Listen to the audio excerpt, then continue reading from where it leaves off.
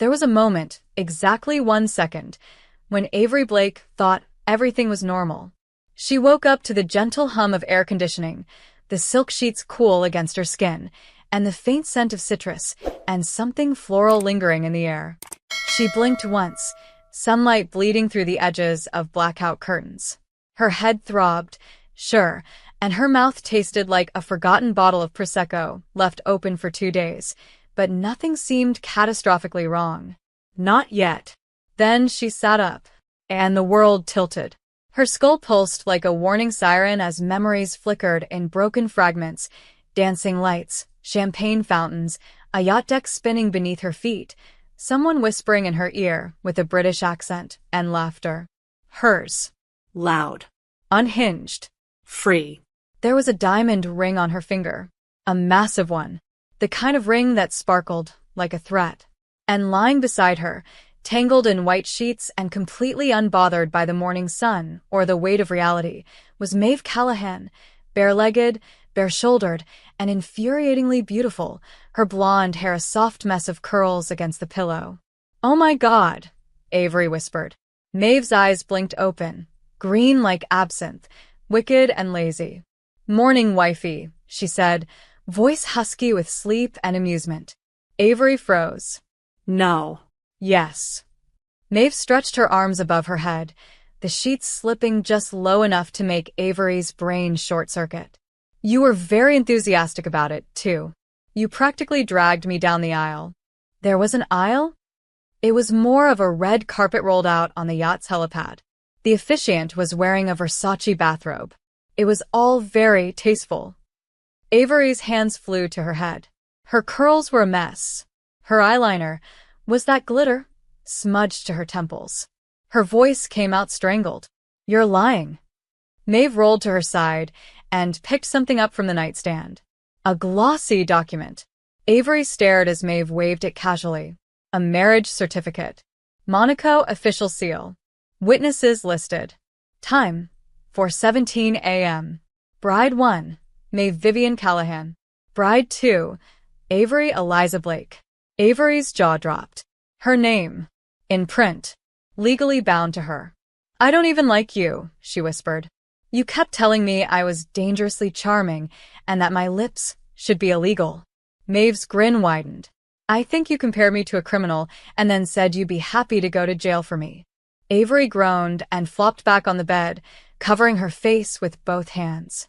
This could not be happening. This was supposed to be a girls' trip. A yacht party in Monaco with her college friends.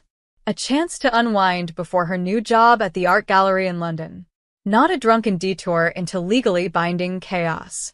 And definitely not with Maeve Callahan, the scandal magnate heiress whose family practically printed money through oil and whose reputation included a laundry list of tabloid fuel disasters, nightclub bans, broken engagements, and a brief stint in a Paris jail for allegedly stealing her own Lamborghini. Avery had spent the first 2 days of the yacht trip actively avoiding her. Everyone had warned her, stay away from Maeve. She's chaos and couture. And yet, champagne, laughter, a slow dance under string lights, a kiss by the railing. What do we do now?" Avery mumbled, trying not to panic.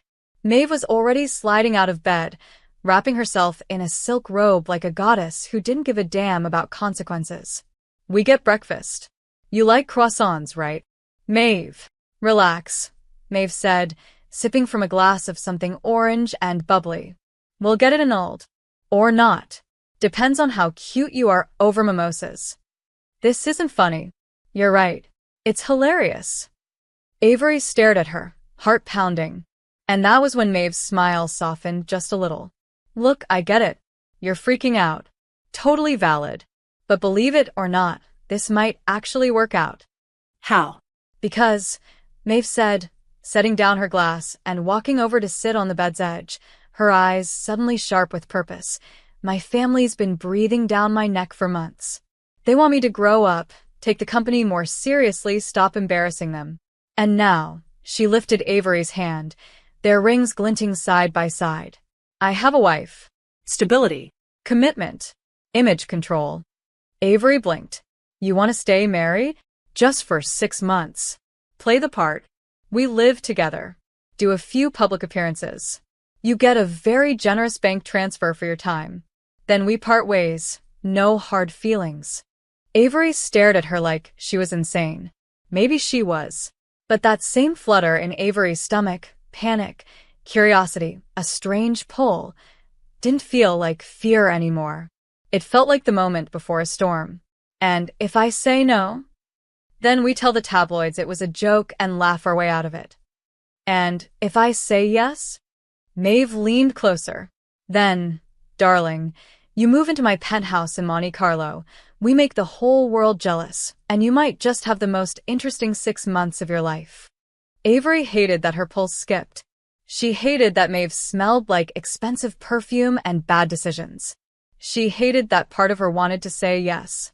But most of all, she hated that she already knew she would. Avery wasn't sure what she expected when she agreed, half delirious, still mildly hungover, and absolutely blackmailed by the absurd beauty of Maeve Callahan, to give this whole fake marriage a chance. Maybe a few awkward breakfasts. A brief, bland legal process. A tidy conclusion before anyone outside that yacht even heard about it. But what she got, instead, was paparazzi. Paparazzi and champagne. And 4 different stylists in her suite by 9 a.m. She has great bone structure. One said in French. But the dress, non. We burn it. What is happening? Avery whispered to herself, perched in a velvet armchair while someone curled her hair and another fitted her for a Chanel jumpsuit she didn't ask for. You're going to brunch, said Maeve, waltzing into the room like a fever dream in a cream suit and diamond-studded Louboutins. She held an espresso in one hand and her phone in the other. With me. And my mother, who, by the way, thinks this whole thing is divine. Avery blinked. Your mother?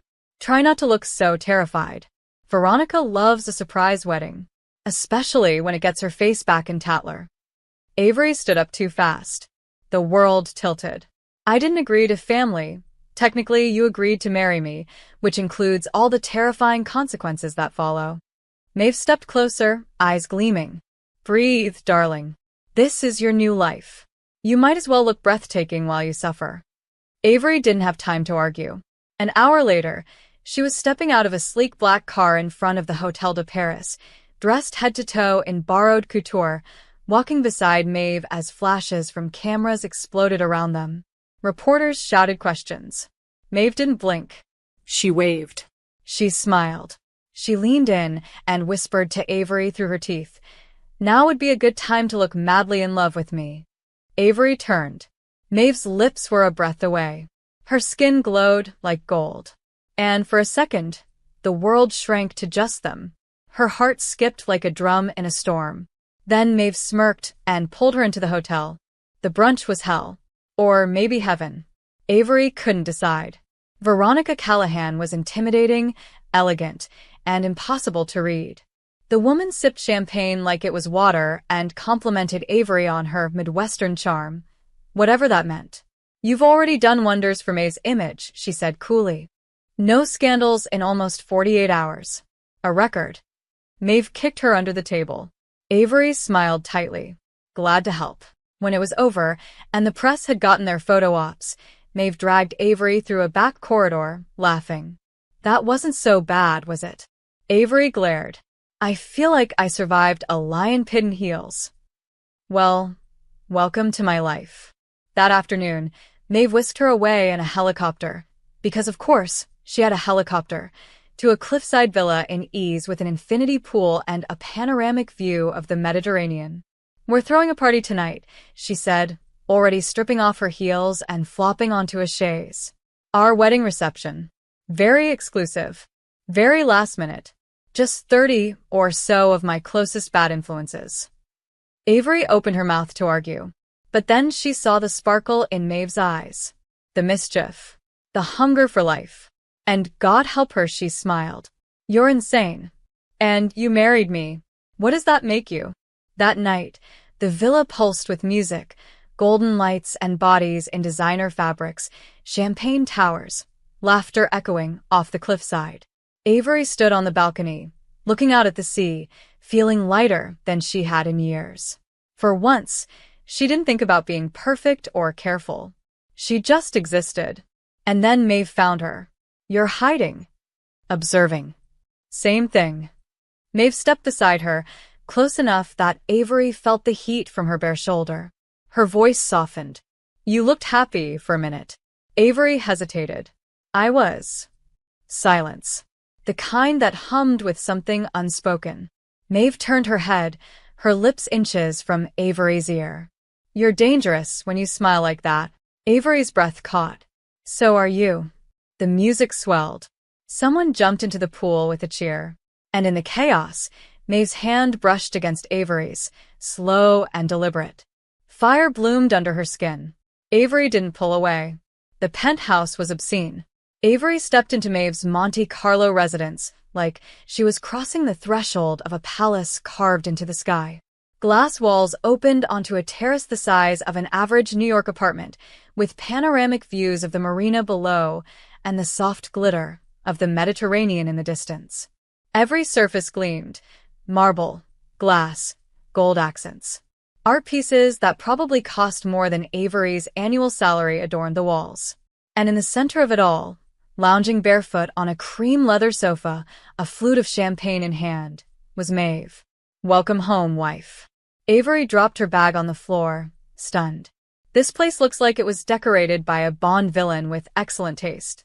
Maeve raised a brow. That's exactly what I was going for.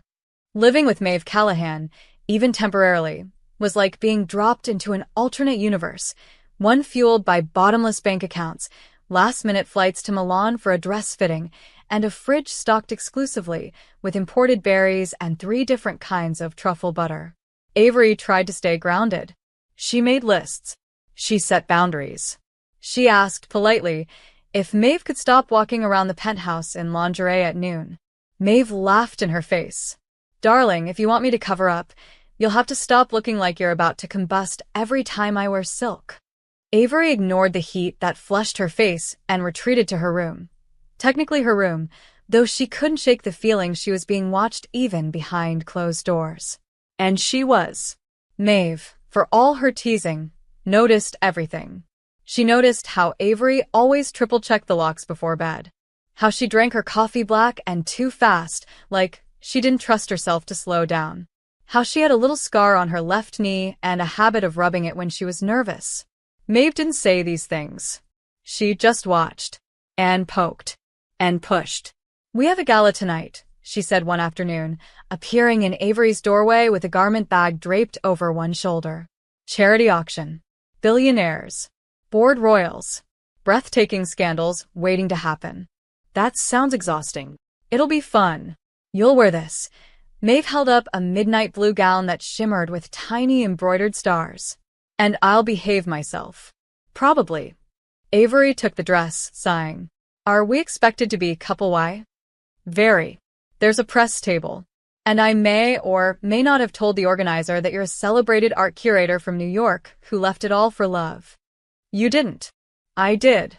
But don't worry. I also said you're brilliant, mysterious, and fluent in 3 languages. Just smile and drink champagne. No one questions a beautiful woman in Dior.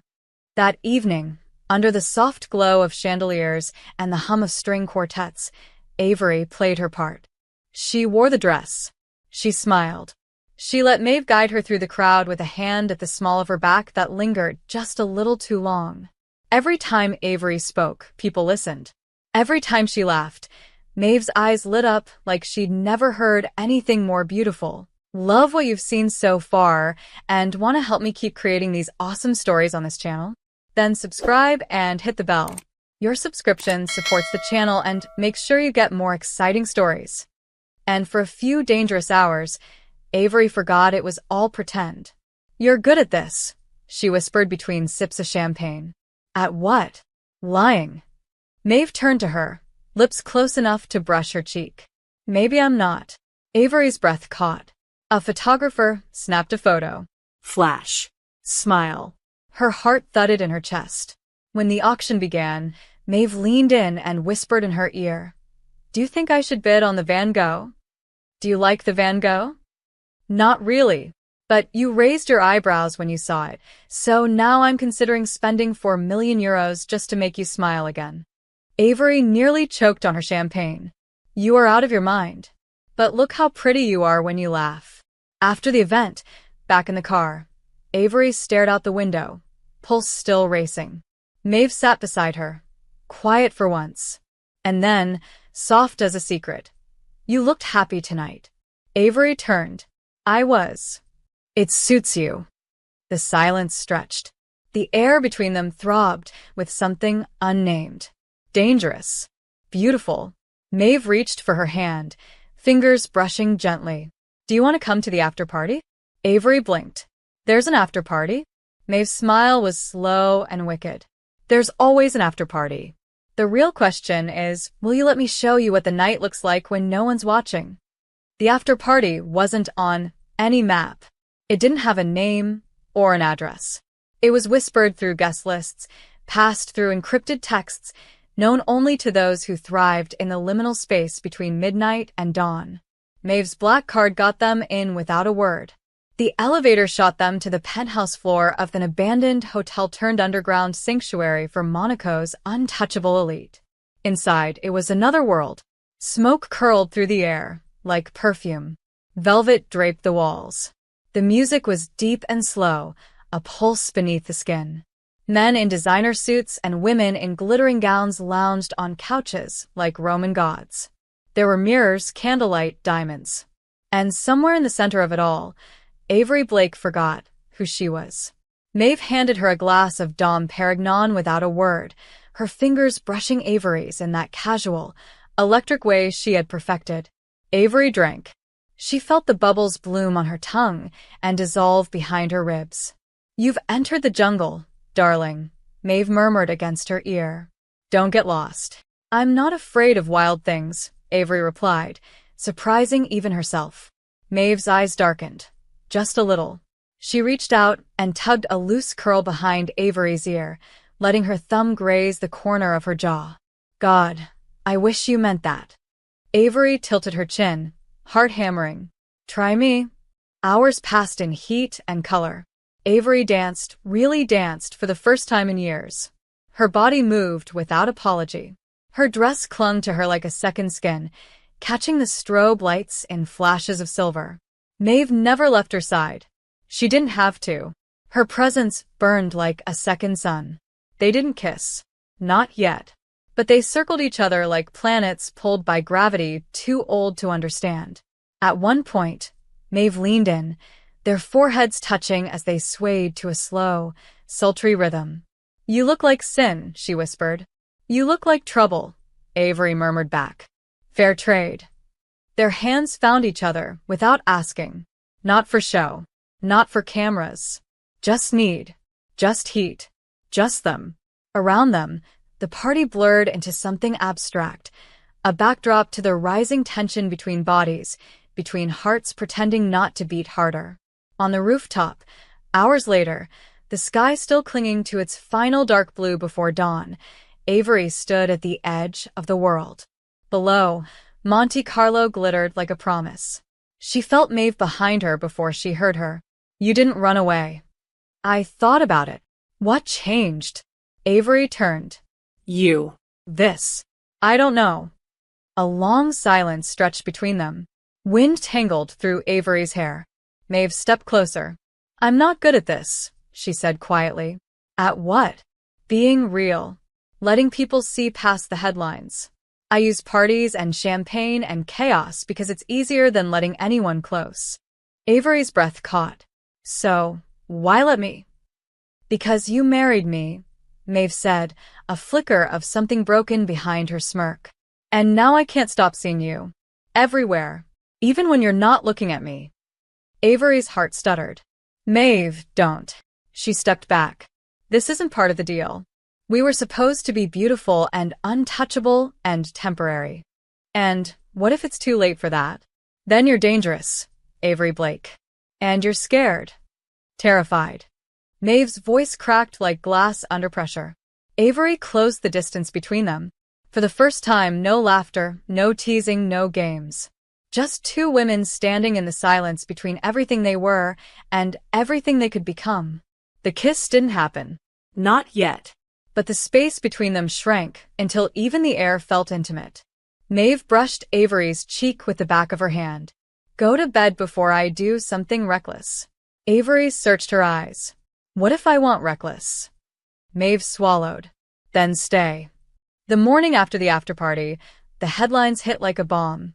Heiress caught in rooftop rendezvous with mystery bride.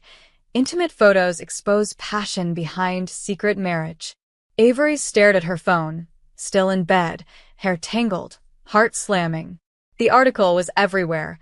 Crisp shots of her and Maeve pressed close on the rooftop, laughing, dancing, whispering things only two people lost in each other could say. One image, in particular, had already gone viral. Maeve leaning in, her lips inches from Avery's neck, their hands entwined like the world didn't exist. She barely had time to panic before Maeve barged into the room, sunglasses on, robe loose over silk pajamas, holding an espresso like it was a weapon. Well, she said, throwing a newspaper onto the bed. At least they used your good side. You said there weren't going to be cameras. I said there wouldn't be official cameras. Welcome to my world, darling. Privacy is a luxury even I can't buy. Avery sat up, her chest tight. Your family is going to kill you. Maeve took off her sunglasses slowly, revealing the first real trace of tension behind her eyes.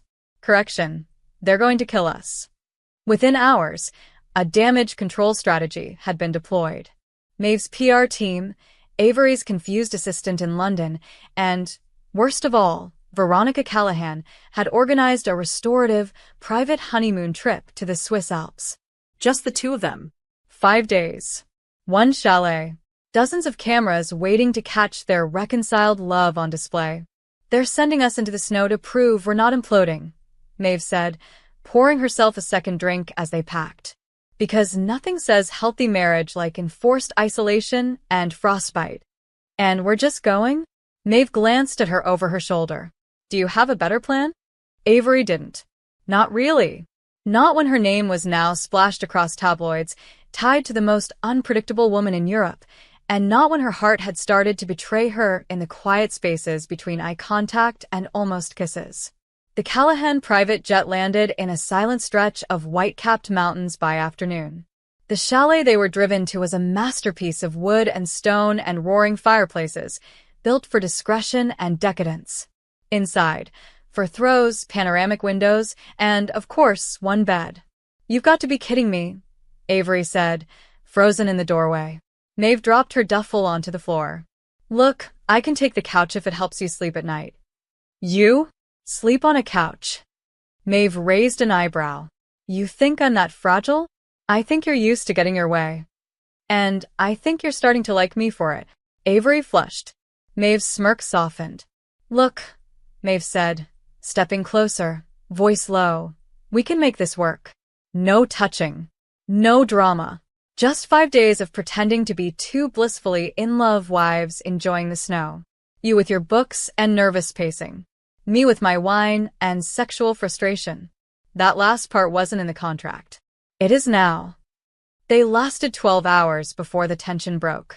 It started with a storm, a whiteout blizzard that knocked out the satellite signal, turned the outside world into a blur of snow, and canceled any chance of escape. Then came the wine. Then the fire. And then the question. Why me? Avery asked, sitting by the fireplace, legs tucked under her, cheeks flushed from the heat, and 2 glasses of wine. Maeve, sprawled on the rug beside her, stared into the flames. What do you mean? You could have picked anyone to fake marry. Why me? Maeve turned, propped herself up on one elbow. Because you didn't care about the name. The money. You looked at me like I was a problem, not a prize. You're a problem. And you're the first person who hasn't tried to solve me. They stared at each other. The fire crackled.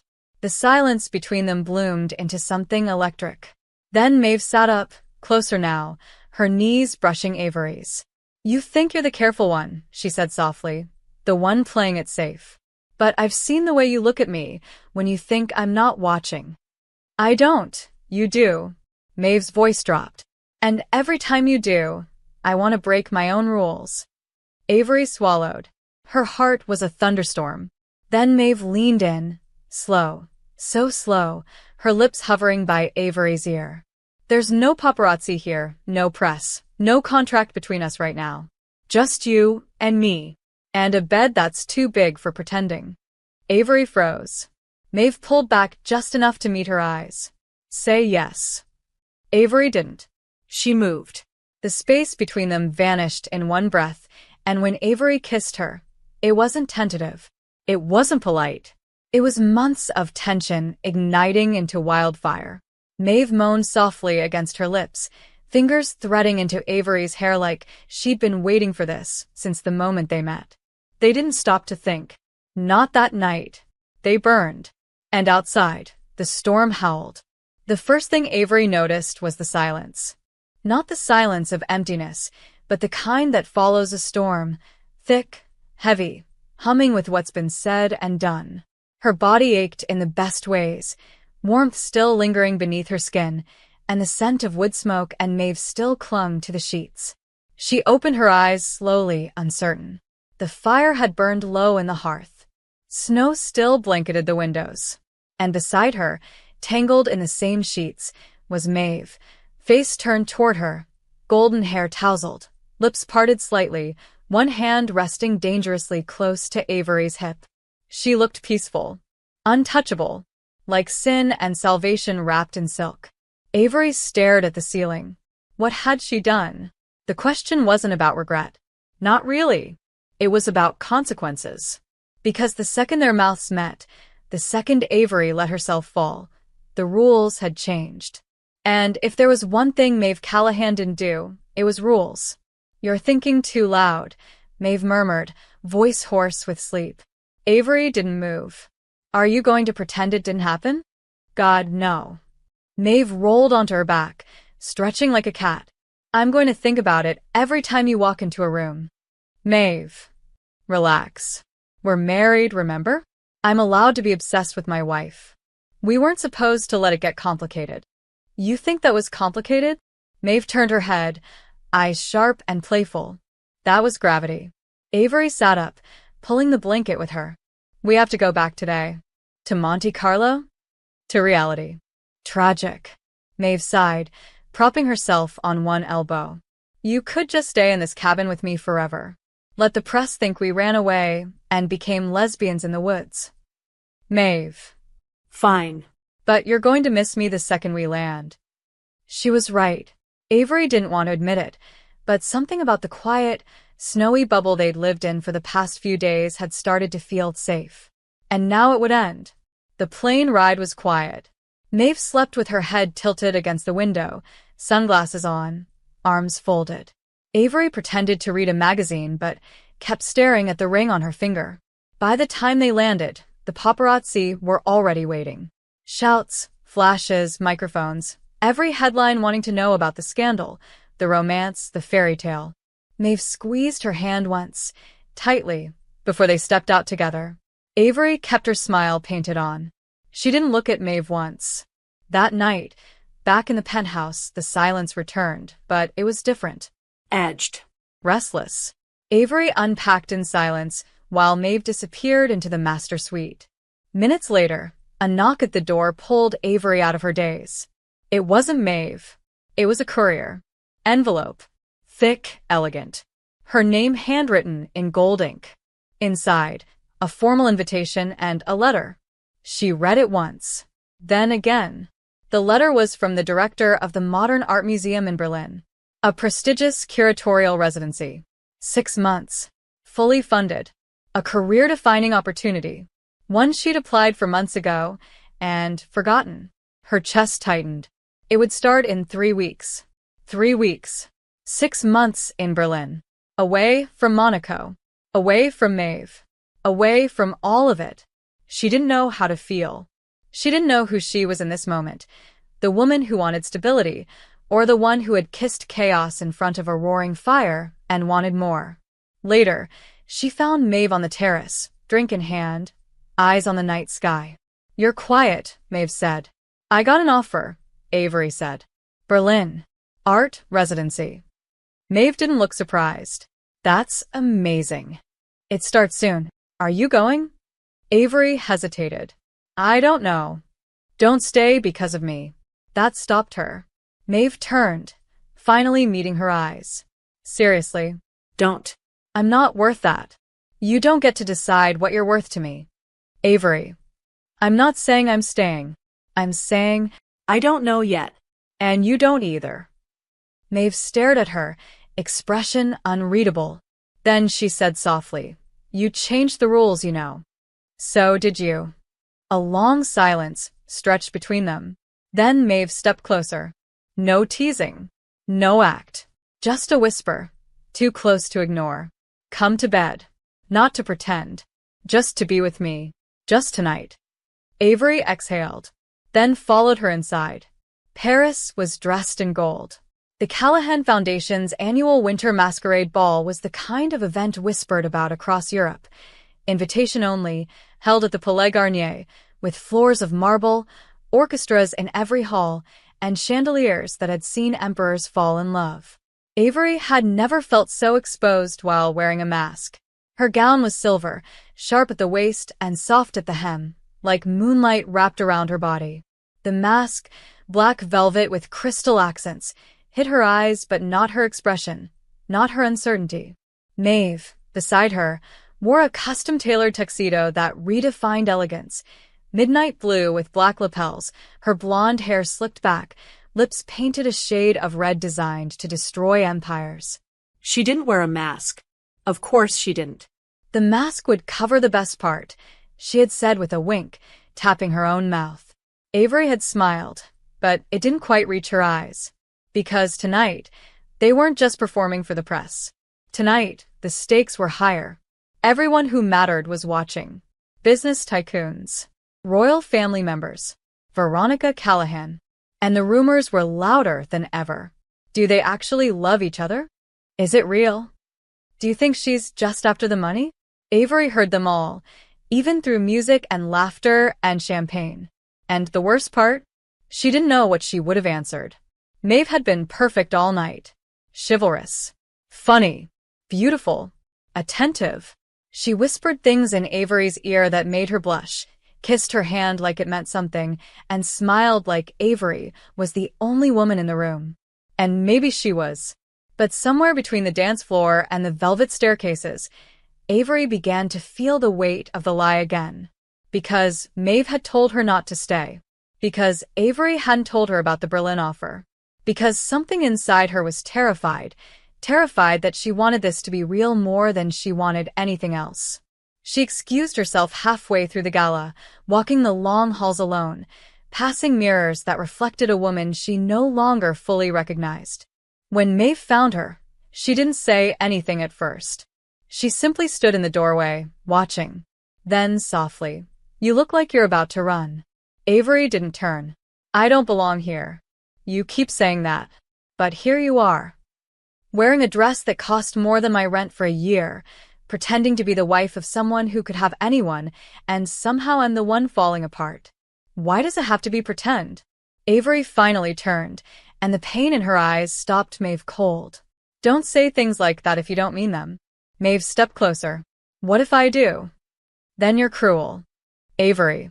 Because you're the one who made the rules, Maeve. You're the one who said 6 months. No feelings. Just a deal. So don't look at me like this is my fault. Silence. Sharp. Cracking. Maeve reached up and touched Avery's cheek, tentative. What if I was wrong? Avery's breath caught.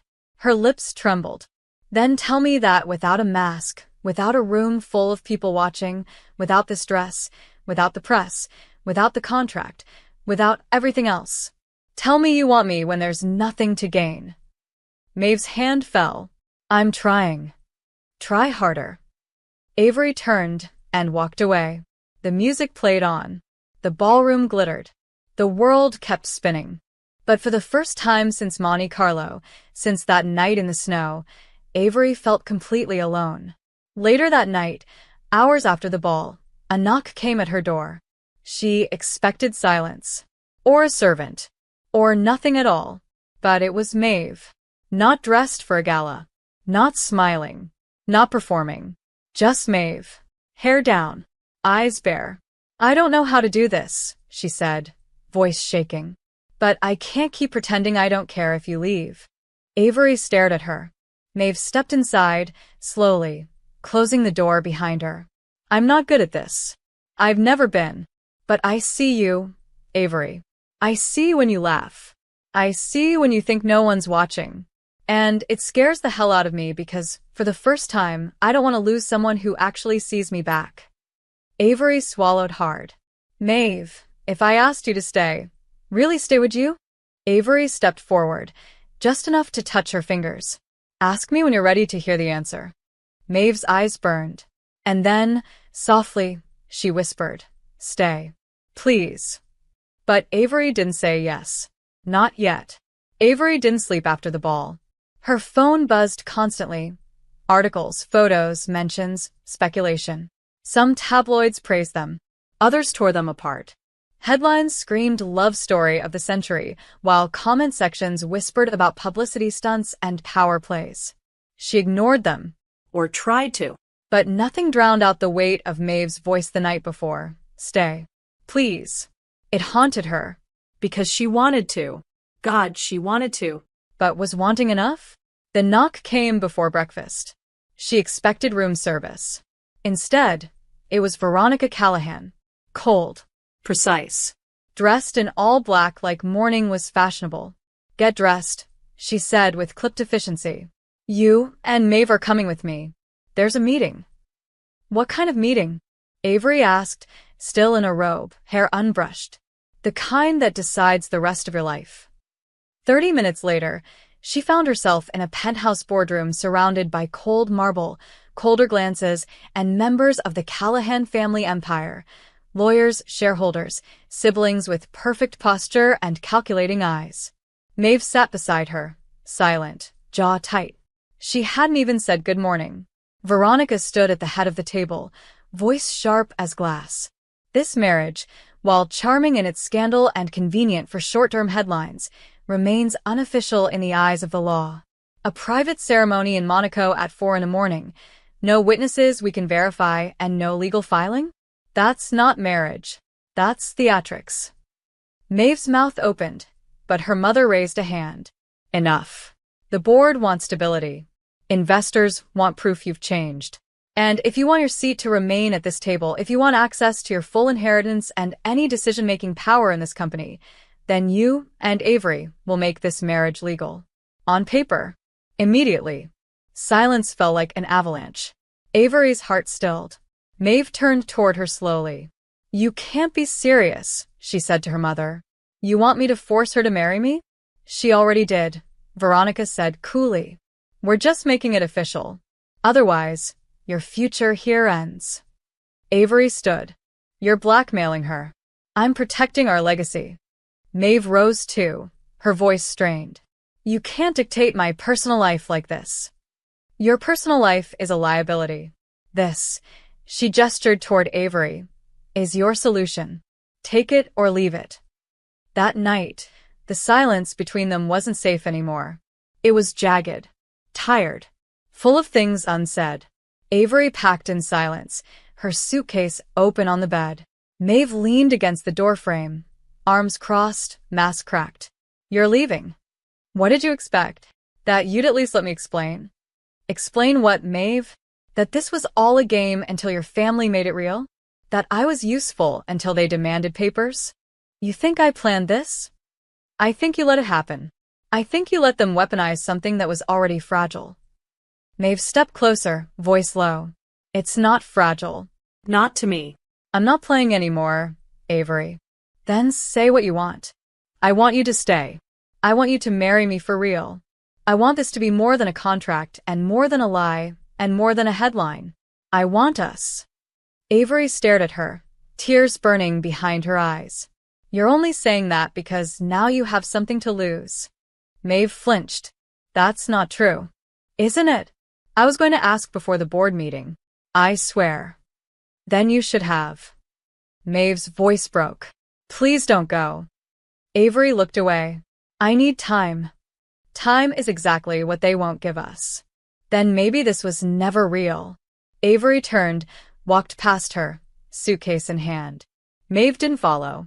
She just whispered something Avery would only let herself remember later. You made me better. And I ruined it. Avery left.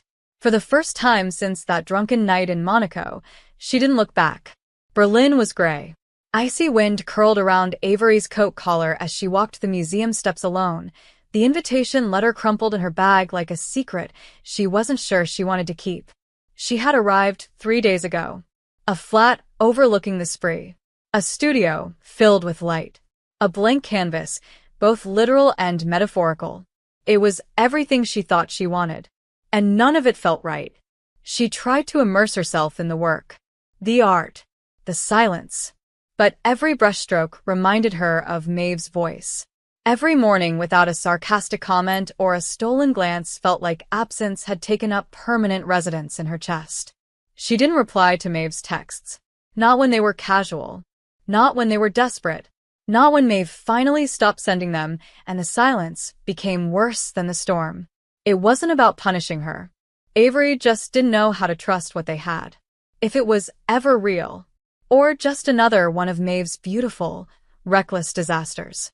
Meanwhile, in Monte Carlo, Maeve unraveled quietly. No parties. No wine. No headlines. The penthouse was too clean, too quiet, too hollow without Avery's presence. She walked the terrace at night, rereading the last text she had sent weeks ago. Tell me if you're safe. Just that. No answer. Maeve went to meetings she didn't care about, sat at boardroom tables, and signed documents she didn't read. Her mother watched silently, saying nothing, but her disapproval hung like fog in every room. For the first time, Maeve felt small inside her own life. Powerless. Unseen. And then, she did something she never did. She asked for help. A call to her assistant. A request. Quiet. Honest. Desperate. The gala was 3 days away. An annual art benefit held in Berlin, a collaboration between museums and philanthropists across Europe. Maeve had never attended before. But this year, her name was on the list. Avery found out through her director. You know her? He asked casually, sipping espresso. She donated a painting in your name. Anonymous, of course. But I figured it out. Avery blinked. She what? An original Hennessy. Worth over $1 million. Hung it in the East Wing. Said it reminded her of you. Avery visited the piece that night. It was abstract. Raw. 2 brushstrokes bleeding into each other, neither overtaking the other, just tangled. Conflicted. Impossible to separate. She stared at it until her throat tightened. When the night of the gala arrived, she didn't plan to go. She dressed out of obligation, not hope. A simple black dress. No expectation. No intention to speak to Maeve. Not even sure she would show up. But Maeve did. And the moment she walked in, the room stopped. She was in a tailored black velvet suit, her hair down. No jewelry, no entourage. Just her. Just Maeve. Raw. Silent. Scared. Avery saw her before Maeve saw her. Watched the way her eyes scanned the room, like she was looking for something she had lost. Avery stepped behind a column, heart racing. But Maeve walked right past the champagne, the art, the people, and stopped in front of the painting. The one she had given. She stared at it for a long time, and then said quietly, I thought maybe if I gave them something beautiful in your name, it would be enough. Avery didn't mean to step forward. Her feet moved before her mind caught up. It wasn't, she said softly. Maeve turned, breath catching. Her eyes were glassy but proud. I didn't come to beg. No. I came to see you. Why now? Because everything I had before you meant nothing. And everything after you feels empty. Avery swallowed. You lied. You used me. You let them turn me into leverage. I know. So, why should I believe anything you say now? Maeve stepped closer, slowly, carefully. Because I gave away the one painting I ever loved just to remind you of what we were. And I didn't put my name on it because this isn't about headlines. Or image. Or control. It's about you. It's always been you. Avery's heart fractured. Her voice shook. You said you don't do love. I don't, Maeve whispered. But I think I've been doing it anyway, every time I looked at you, and forgot how to lie. Avery blinked back tears. Say what you came here to say, Maeve. Maeve took a breath. I love you. Silence. Sharp. Honest. Painful. Real. Avery didn't answer. Not with words. She stepped forward and pressed her forehead against Maeve's. Eyes closed. Lips trembling. One hand on Maeve's chest, right over her heart. And for one suspended moment in time, the world stopped spinning. The hotel room was quiet. Not like Monte Carlo. Not like the chalet. Not like any of the places where they'd kissed or touched or danced in the dark while pretending the world wasn't waiting outside. This was real. Raw. Unfiltered. Avery stood by the window, arms wrapped around herself, staring at the Berlin skyline like it had answers. Maeve sat on the edge of the bed, hands clasped, eyes down. Neither had spoken since the gala. Since Maeve had whispered, I love you, like it might break her open. It did. But Avery didn't say it back.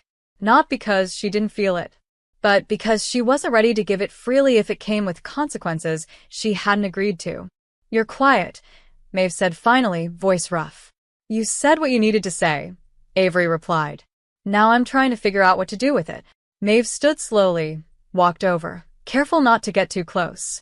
What if I told you I wanted more than a second chance? What if I told you I want to marry you, really marry you, no cameras, no family, no deals? Just us. Avery turned. You're serious? I've never been more. And your family? They can burn. That's easy to say now. But your mother practically holds your legacy by the throat. And last time she got involved, I was the one sacrificed. I know, Maeve said, stepping closer. And I hate myself for letting that happen. But I won't let it happen again. I've made arrangements. The company is being restructured. I gave 'em my board vote. Avery blinked. You what? I stepped down. Maeve's voice was calm. Final. They said I couldn't choose you and keep my seat. So I chose you. Silence. Heavy. Holy. Maeve, I didn't do it to win you back, Maeve said quickly. I did it because I'm tired of choosing things that make me feel like less than who I am. You never asked me to change. But you made me want to. And I can't be that version of myself inside the Callahan machine. Avery's heart clenched. And what do you want now? Maeve smiled, small and trembling. A ring. A ceremony. Just us. I'll sign a prenup, if that helps. Hell, I'll let you write it. No pressure. No timeline. But I want to stand in front of you and say yes. Fully awake this time. And I want you to say yes because you want to, not because you feel trapped. Avery stared at her, tears stinging the edges of her eyes. Maeve, A knock at the door interrupted them. Maeve hesitated, then opened it. Her assistant. Pale. Flustered. You need to see this, she said, holding out a tablet. Maeve read. Her face went white. She turned the screen to Avery. It was a press release. Callahan Oil. Callahan heir to be wed in private estate ceremony next week. Official union to secure position in company's new structure. Avery blinked. What is this? Maeve swallowed. They announced the wedding anyway. But you said, I didn't approve this. My mother's pulling strings. Making it look like we're moving forward to secure investor confidence. Using me one last time. And me, Avery whispered. Again. No. Maeve stepped forward, urgent now. I'll cancel it. I'll call a press conference. I'll go public and say we're not doing it. And what if I want to? Avery said suddenly. Maeve froze. What? What if I say yes, not because of the company or the press or your mother, but because I love you? Maeve's breath caught. You love me? Avery nodded, slow. I think I have for a while. But I wasn't going to say it until I was sure you weren't going to run again. I'm not running. Good. Avery stepped close, voice steady. Then here's my condition. Maeve held her breath. We do the ceremony. But it's ours. We hijack their plans. We say the words we want. We invite who we want. And when I say yes, it won't be for them. It'll be for you. Maeve smiled through the tears. God, I love you. Show me, Avery whispered. Not with press releases. Not with rings. Show me with something that isn't shiny or strategic. Show me with the part of you that's afraid. Maeve leaned in slowly, pressed her forehead to Avery's. I've already shown you that part. It's yours. And when they kissed this time, it didn't taste like apology or desperation. It tasted like home. The press conference was supposed to be simple. One final appearance. A show of unity before they vanished into wedding preparations far from cameras, headlines, and corporate puppeteers. Maeve and Avery had agreed on everything. The speech, the tone, the calm before the ceremony storm. But nothing with the Callahans ever went as planned. The room was a sea of suits and spotlights. Reporters packed into the luxury hotel ballroom in Monte Carlo, murmuring, waiting. Maeve stood at the edge of the stage, dressed in an ivory silk suit, hand steady in Avery's. She had never looked so composed. So ready. Avery, in a sleek black dress, chin high, fingers locked with Maeve's, felt the truth of them like a pulse beneath her skin. This wasn't performance anymore. This was real. This was theirs. Until Veronica Callahan walked up to the podium first. Without warning, without invitation, the air shifted. Avery's stomach dropped. Maeve's grip tightened. Ladies and gentlemen, Veronica began, her voice calm, regal, ruthless. I'd like to thank you all for being here to witness the continuation of the Callahan legacy through my daughter's upcoming wedding to Avery Blake. Maeve stepped forward, confused. Mother, but Veronica didn't stop. In celebration, we're pleased to announce that both brides will be joining the new philanthropic division of the Callahan Foundation, something Maeve and I have discussed extensively. A symbol of unity, responsibility, and maturity. The cameras flashed. Reporters scribbled. Avery turned sharply. You discussed what? Maeve was frozen. Silent. You told her yes? Avery whispered. I didn't, Maeve said quickly. I never agreed to this. Veronica smiled, cold. Don't be dramatic, Maeve. This is what we discussed. If you wanted support, if you wanted control over your name, your future, your funding, this is the condition. We made our own conditions, Maeve said through her teeth. I stepped down from the board. And I stepped in to clean up the mess. Avery took a step back. Is this true? No. I swear. Maeve turned to her. I didn't know she'd do this. I didn't say yes. I would never. But her voice cracked. She threatened to cut all funding for the foundation. The charity projects. She said you'd be dragged through the media. That we'd be buried in lawsuits and headlines. I told her we'd figure it out without them. But you didn't tell me, Avery whispered. You didn't trust me enough to fight it together. I was trying to protect you. You lied to protect yourself. I didn't lie, Maeve said, desperate.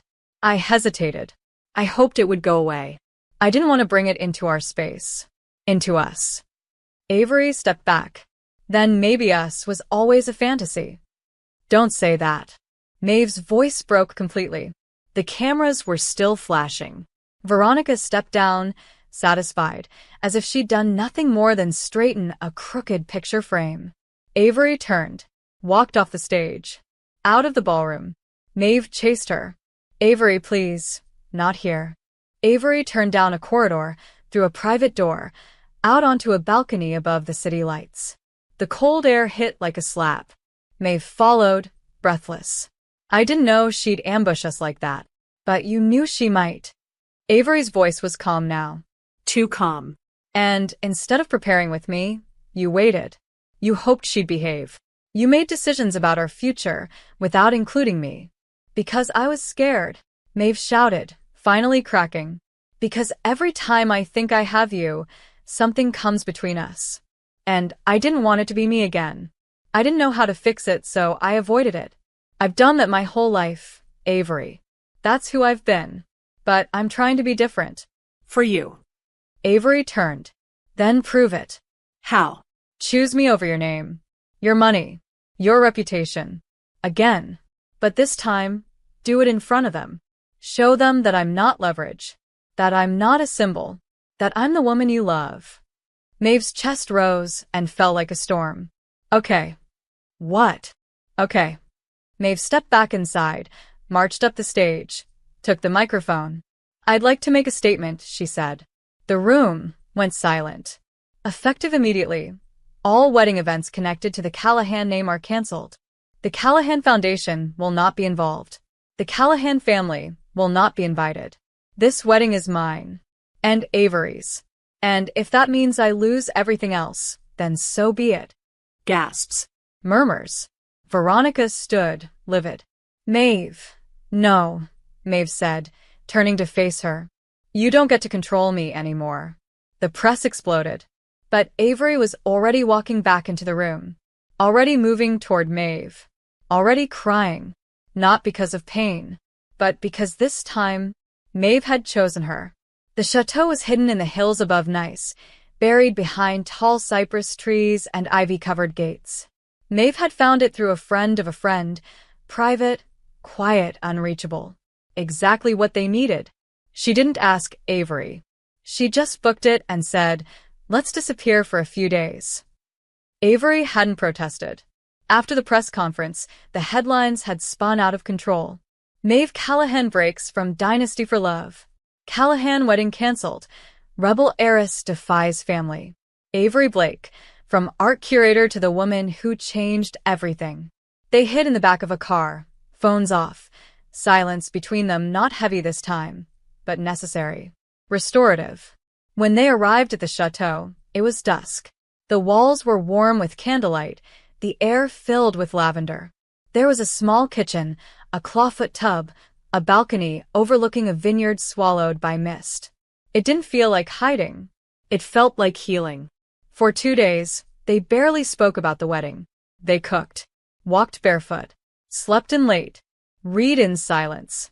Maeve sat on the balcony with a journal she didn't let Avery read. Avery painted again for the first time in weeks. There were no schedules, no questions. Just them. And something like peace. Until the letter arrived. It came by private courier, addressed in Veronica Callahan script. Maeve didn't open it right away. She found it on the front table, stared at it for hours. That night, Avery noticed her pacing. What's wrong? Maeve handed her the envelope. Avery read the first line, then the second, then stopped. She's offering you a full reinstatement, Avery said, on the condition that we separate quietly. No scandal, no divorce, just distance. Maeve nodded. She wants me to walk away from you. Again. She's giving me everything back if I do. And Maeve met her eyes. I'm not even tempted. Avery believed her. But something inside her cracked anyway. It's never going to stop, is it? The pressure. The whispers. The trade-offs. Not if we keep playing by their rules. And if we stop, then it's just us. Against whatever comes next. Avery exhaled. Sat on the bed. I want to believe it's that simple. It's not, Maeve said, sitting beside her. But it's real. Later that night, after Avery had fallen asleep curled into her side, Maeve slipped outside and made a phone call. One she'd been avoiding for a long time. Her voice trembled, but she didn't hang up. Hey, she said, quiet. It's me.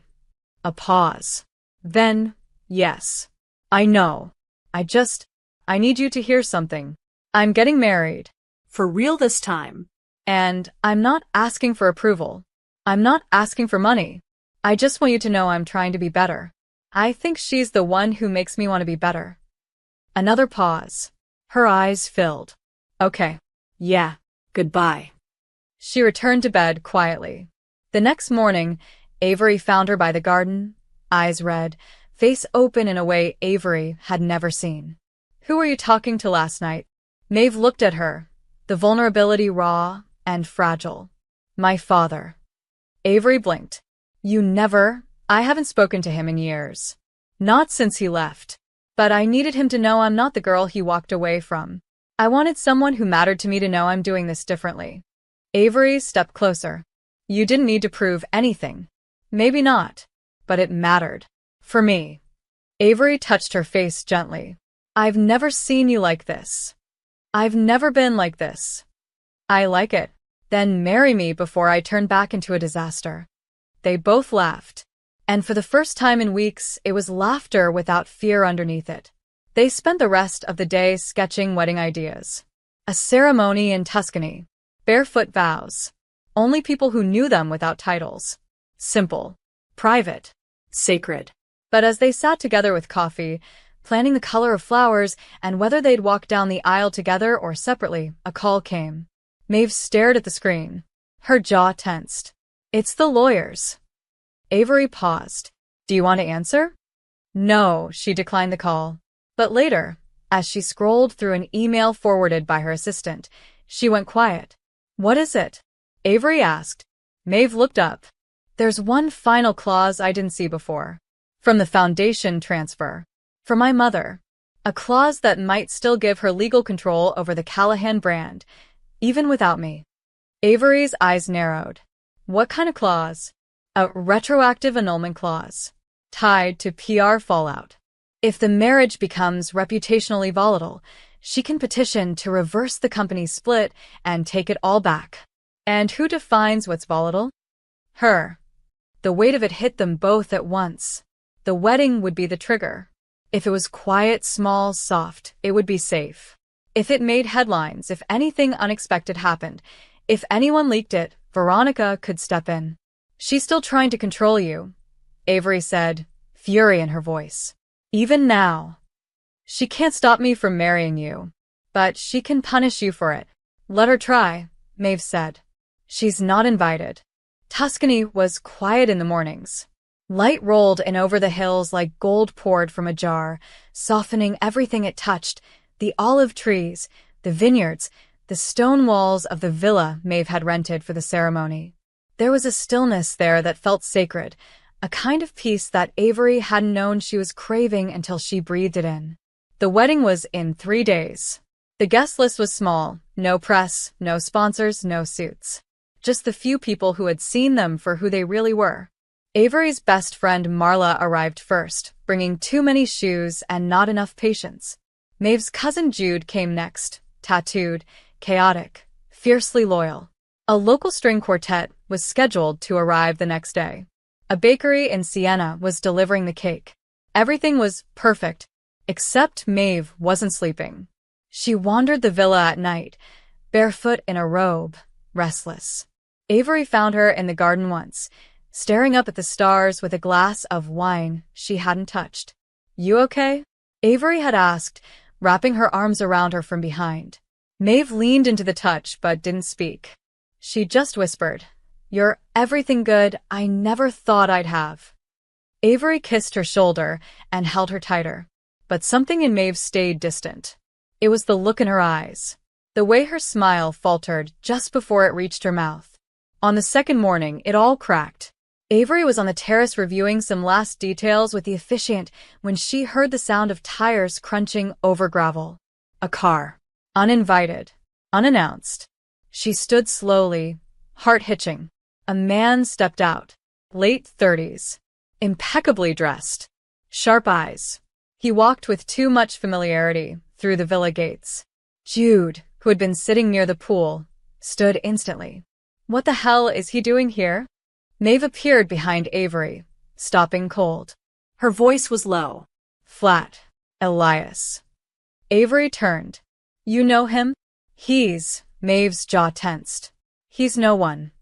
That's not what you used to say, Elias replied, his voice silk and venom. We were engaged. Avery froze. Her stomach turned. What? Elias stepped forward, ignoring the tension, the storm brewing. Relax. It was years ago. Short-lived. Explosive. Ends like ours don't get closure. They just rot quietly. Get out, Maeve said. Now. I came to wish you luck, he said, but his smile was too sharp. And maybe remind you that not all your messes stay buried. You were the mess, Maeve said coldly. And I cleaned you up, remember? Does she know about New Year's in Prague? Elias asked, turning to Avery. Or St. Tropez. Or what really happened with the art theft in Marseille. Stop it, Maeve snapped. She's not like you, he said. She thinks you're whole. Good. Safe. But you're still just a spoiled girl with a wine bottle in one hand and a fire in the other. Enough. Maeve walked toward him. Jude stepped in front, but Maeve raised a hand. Let him speak. Let him try to destroy this. Because I'd rather it break now than let him hang over our future like a ghost. Elias smirked. That's more like the Maeve I remember. Then you don't know me at all, she said. Because that girl would have let you in, poured another drink, and pretended it didn't matter. But now I know what love actually looks like. And it doesn't look like you. Avery was silent. Still. Her chest a drumbeat of pain and panic. Elias left with a shrug. No drama. Just a storm planted in the earth and left to bloom. Maeve turned slowly, eyes brimming. I should have told you. About him. About what I used to be. Why didn't you? Avery asked, voice quiet. Because I was ashamed. Because you see me like I'm already becoming who I want to be. And I didn't want you to see the worst of me, even if I'm still fighting to unlearn her. Avery stared at her for a long time. You told me once you didn't do love. That it scared you. It still does, Maeve said. But not enough to run anymore. I don't care about your past, Maeve. I care that you trust me with it. That you bring it to me instead of letting it hit me in the face on my wedding week. I know. I'm not asking for perfection, Avery said. I'm asking for honesty. Always. Maeve nodded, her voice breaking. Then here's the truth. He wasn't the worst thing I've done. But he was the last thing I did before I realized I didn't want to be that woman anymore. You're the line, Avery. Before you and after you. Avery exhaled, crossed the space between them, took Maeve's face in her hands. I'm not walking away. Not now. Not after everything we've fought through. You want to be better? This is how. Let me see the broken parts. Let me love you through them. Maeve broke. Silently. Beautifully. And when they held each other, it wasn't just forgiveness. It was rebirth. The morning of the wedding began in silence. Not because of nerves or fear or second thoughts, but because there was nothing left to prove. The wind moved through the vineyard like it was blessing the ceremony in secret. The sun poured through the clouds slowly, like it knew it had nowhere better to be. The chairs had been placed beneath the old cypress trees. The altar was simple, a wooden arch wrapped in olive branches and soft ivory flowers. Maeve stood at the edge of the courtyard in a tailored white suit with a silk lapel, her hands shaking only slightly as she watched the final details fall into place. Jude was adjusting his cufflinks nearby.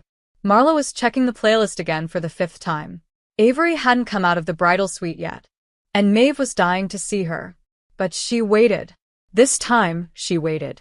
In the suite, Avery stood barefoot in front of the mirror, her gown soft and flowing, her curls loose around her shoulders. No veil, no tiara, just her, all her. She looked at herself and whispered, "Don't run. Not this time." And she didn't. The music started. Avery stepped out onto the stone path lined with candles and old wooden chairs. Everyone stood. Maeve turned, and time broke. She wasn't ready for it. The sight of Avery, the softness, the strength, the peace in her eyes. Her throat closed around 1,000 words, but the only one she said was, "Hi." Avery smiled. "Hi." They met at the altar, hands finding each other like they always had. The officiant spoke, but neither really heard it. It was all white noise around the pounding of their hearts. Then came the vows. Maeve went first. Her hands trembled slightly as she pulled out a folded piece of paper. "I wrote something," she said. "Of course you did," Avery whispered, teasing gently. Maeve smiled, then read. "You were supposed to be a mistake.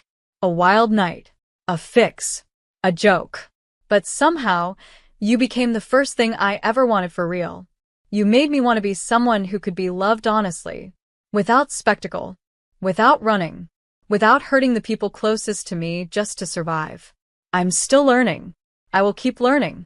But if you let me, I want to learn next to you. For the rest of my life." There wasn't a dry eye in the crowd. Avery's voice trembled as she began. I didn't want this, she said. Not in the beginning. You terrified me. You irritated me. You got under my skin in the worst and best ways. But somewhere between the pretending and the real, I saw you. And the more I saw, the more I realized I didn't want to look away. You make me brave. You make me laugh when I forget how. You make me want more. Not bigger, not richer, more real.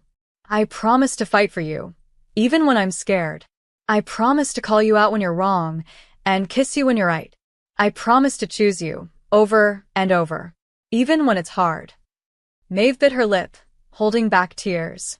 They were seconds from exchanging rings when a voice called out from the trees. Stop the ceremony. Heads turned. A woman stepped into view. Sleek black dress. Cold expression. Veronica Callahan. Maeve went still. Avery's heart thundered, but she didn't move. Veronica walked slowly down the path, past the stunned guests, her heels clicking against the stone like gunshots. You're making a mistake, she said coldly. This, she gestured at the ceremony, will destroy what little remains of your legacy. Maeve opened her mouth, but Avery stepped forward. Voice firm. Clear. Strong. No. You are the mistake. Veronica narrowed her eyes. Excuse me? You've manipulated, threatened, and punished your daughter for trying to become something you never had the courage to be. Free. You want control? Take it. But you will not take her again. Not today. Not ever. The silence that followed was electric. Veronica opened her mouth, then closed it. She looked at Maeve and for the first time saw someone she couldn't bend. I hope she's worth it, Veronica said. Maeve answered without hesitation. She is. Veronica turned. Left. No more words. Just footsteps retreating. When she disappeared beyond the trees, Maeve turned to Avery. You didn't have to do that. Avery smiled. Yes, I did. The officiant cleared his throat. Shall we continue? They turned back to each other. Maeve took the ring, slid it onto Avery's finger. With this ring, I choose you. Not because I have to, but because I can't imagine waking up without you. Avery slid hers onto Maeve's hand. With this ring, I take the chaos, the quiet, the past, the future, all of it. I take you. I now pronounce you. The officiant's words were cut off by the sound of clapping. Applause. Laughter. Tears. Maeve didn't wait. She kissed Avery. Deeply. Fully. Not like a show. Not like a promise. But like she was finally home. The guests stood. Champagne flowed. Music rose. The sun broke fully through the clouds. And for the first time, everything was exactly as it was meant to be. They didn't leave the villa for 3 days.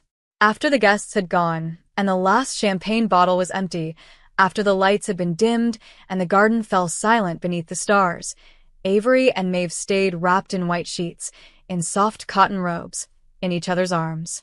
It wasn't about hiding. It was about savoring. The first morning as wives, Maeve woke up before Avery and didn't move for 20 minutes, just watched her breathe, memorizing the way sunlight touched the curve of her cheek. Avery stirred slowly, blinked once, then smiled without opening her eyes. You're staring, she mumbled. You're mine, Maeve whispered back. Forever. You're mine too. Terrifying, Maeve joked, and Avery laughed, the sound a melody that hadn't dulled in Maeve's chest since the first time she heard it.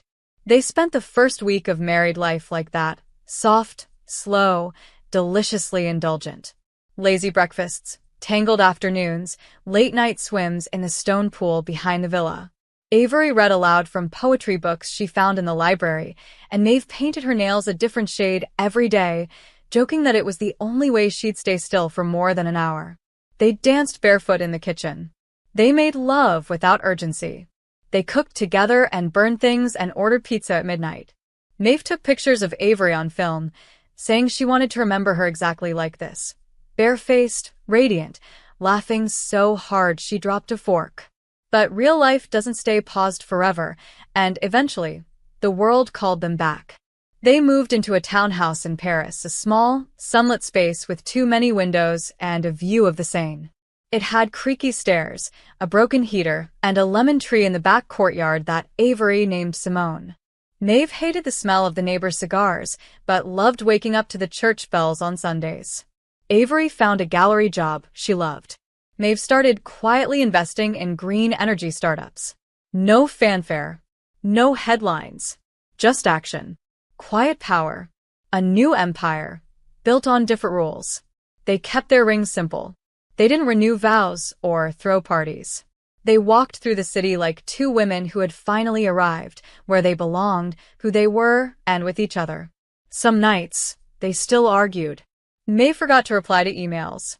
Avery got too in her head about things. But now they fought differently. Not to win, not to wound, but to understand. To grow. Maeve saw her therapist every Thursday. Avery stopped trying to plan everything and started saying yes more often. They kissed in bookstores and held hands on the metro. They traveled to Lisbon for Avery's birthday and got lost on purpose. Maeve bought a dog, even though she said she hated dogs, just because Avery had once mentioned wanting one when she was a little girl. His name was Apollo, and he slept at their feet like he'd been waiting for them his whole life. One rainy night, curled on the couch, Maeve reached for a box under the table. "What's that?" Avery asked, head in her lap. "Something I didn't want to show you until now," Maeve said. She opened it. Inside, sketches. Dozens. All of Avery. Sleeping. Laughing. Painting. Reading. Avery stared. "You drew these?" "Every time I thought I might lose you," Maeve said quietly. "I try to keep you here." "Maeve, now I don't have to draw you anymore." Avery leaned in, pressed her lips softly to Maeve's. "You still can." They made love slowly that night, under soft blankets and soft light, with the rain tapping gently against the window and Apollo snoring somewhere near the door.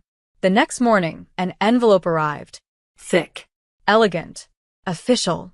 Maeve opened it and went still. "What is it?" Avery asked. Maeve handed it to her. The final signature from the Callahan board. "They've officially transferred everything. My name is mine again." Avery smiled. "So, what now?" Maeve sat beside her, kissed her temple. "Now I build something better. Something real. Something that looks like you. No more oil money? Only if it powers your studio." They both laughed. Maeve leaned her head on Avery's shoulder. "You know, sometimes I still wake up thinking you'll be gone. And every morning you're still here feels like a miracle I don't deserve." Avery turned to her. "You don't have to deserve me, Maeve. You just have to love me, right? Forever." Forever. Time passed. Not perfectly, but honestly. They bought a place in the countryside, surrounded by fields. Avery grew herbs. Maeve learned how to make coffee without ruining the machine. They hosted friends for long weekends. They adopted a second dog. Then, one spring afternoon, while planting lavender in the garden, Avery looked up and said, "I've been thinking." "Dangerous," Maeve teased. Avery wiped her hands and took a breath. "What if we made something? A space. For girls like us. Somewhere soft. Somewhere safe. An art and mental health retreat for queer women. No noise. No judgment." Maeve stared at her. "You're serious?" Deadly. Maeve grinned. "Let's do it." The first summer, they opened with 12 guests. A garden, a studio, a converted barn for yoga and painting. Maeve taught business skills. Avery led creative workshops. They laughed. They healed. They gave what they never had. One evening, after everyone had gone to bed, Avery stood watching the sunset. Maeve came up behind her, wrapped her arms around her waist. "Still think marrying me was a drunken mistake?" she whispered. Avery smiled. "The best one I ever made." "Say it." "What?" "The thing." Avery turned, eyes bright. "I love you." Maeve kissed her. "Say it again." "I love you." Once more. "Maeve Callahan, I love you so much it terrifies me." "Good." They stayed like that until the sun disappeared. And when night fell, it wasn't an ending. It was a beginning. Always was. Always would be. It had been more than a year since Maeve and Avery stood under the cypress trees and said I do with dirt on their heels and stars in their eyes. More than 12 months since Maeve had walked away from her name as it was and stepped fully into the life they built together. Not one made of champagne and headlines, but of Sunday breakfasts, mismatched socks, and soft, ordinary love. The vineyard house had changed. New curtains, a softer rug, dog toys scattered in corners. And now, scattered among the quiet signs of their shared life, were signs of something else. Folded baby clothes on the arm of the couch, a tiny bassinet in the corner of their bedroom, a drawer full of lavender-scented blankets that had already been washed 3 times because Avery couldn't stop nesting. Maeve had grown quieter in the final weeks. Not scared, not withdrawn, just reverent. Slower. Grounded. As if every moment was suspended between the life she had lived and the one about to begin. She would pause in doorways with her hand on her belly, humming without realizing it. She would press her palm flat against the curve of her stomach and whisper things no one else could hear. And when Avery caught her in those moments, soft, glowing, undone, she would feel like the world had been paused just for her to memorize Maeve exactly like this. The night it began was warm for late spring. The fields outside swayed lazily under the stars, the wind barely brushing the lavender in the distance. Avery had just finished folding a stack of impossibly small onesies when Maeve called her name from the hallway, not panicked, but breathless. Avery? A pause. Then, I think it's happening. Everything inside Avery locked into place and broke open all at once. The bag was already by the door. The midwife had been on speed dial for a month. The guest room had been transformed into a soft sanctuary, candles, dimmed lights, a playlist Avery had curated full of Maeve's favorite piano tracks, and one very out-of-place Beyoncé ballad Maeve had refused to cut. Maeve leaned against the wall, one hand gripping her hip, the other still resting protectively over the place where their daughter grew. Avery was at her side in seconds. How far apart? 6 minutes. Maybe less. Okay, we've got this. You've got this. Maeve gave her a look that was somewhere between defiance and awe. She's really coming, isn't she? Yeah, baby, she is. The midwife arrived within the hour. Maeve moved through the early labor like a storm in slow motion, controlled, measured, beautiful, and terrifying in equal measure. She refused to stay still for more than 5 minutes, walking the halls barefoot, her robe clinging to her body, her breathing rhythmic, steady. Avery stayed close, not hovering but never far, her presence like a constant heartbeat in the background.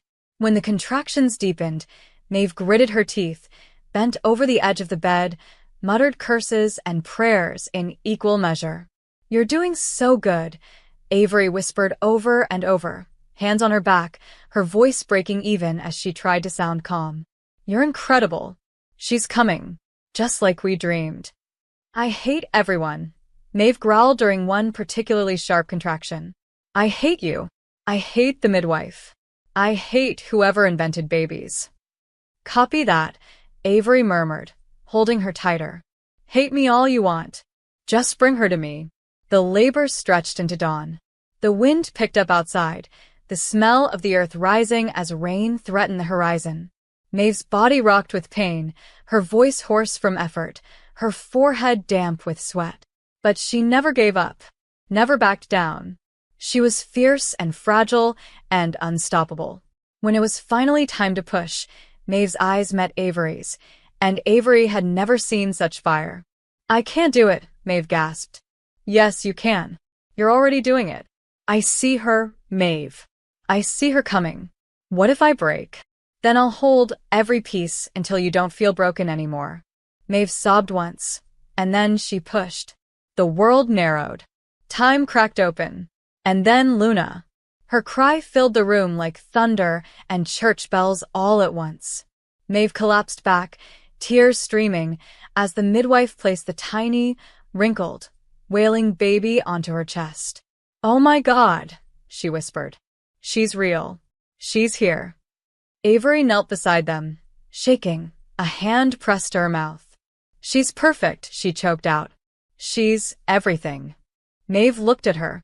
Avery, meet Luna. The baby squirmed, blinked slowly, her face red and new and ancient. Avery kissed Maeve's damp forehead, then their daughter's impossibly small hand. Hi, Luna. I'm your mom. And the woman holding you? She's a legend. Maeve laughed, exhausted and glowing. I'm just a woman who survived you and labor. Exactly. Legendary. Hours passed in a golden haze. Luna fed, slept, cried, was held, kissed, wrapped in softness. The house, once so still, pulsed with new life. Maeve drifted in and out of sleep, one hand always on Luna's chest, as if making sure the world didn't steal her away. That night, the three of them curled into bed together. Maeve and Avery with Luna between them, tiny and fierce and perfect. Outside, the rain finally came, light and steady. Avery whispered, "Do you realize what we've done?" Maeve's voice was thick with tears. Yeah. We made a universe. And she'll know everything, who we were, what we overcame, how much we love her, and how much we love each other. Avery nodded, her hand brushing Luna's soft hair. She's not just our daughter. She's the proof that everything we survived was worth it. Maeve looked at her, her eyes full of tears and pride and peace. We're a family, Avery. We're really a family. The best one. And as Luna sighed in her sleep, a tiny sound like the wind catching its breath, the two women who once married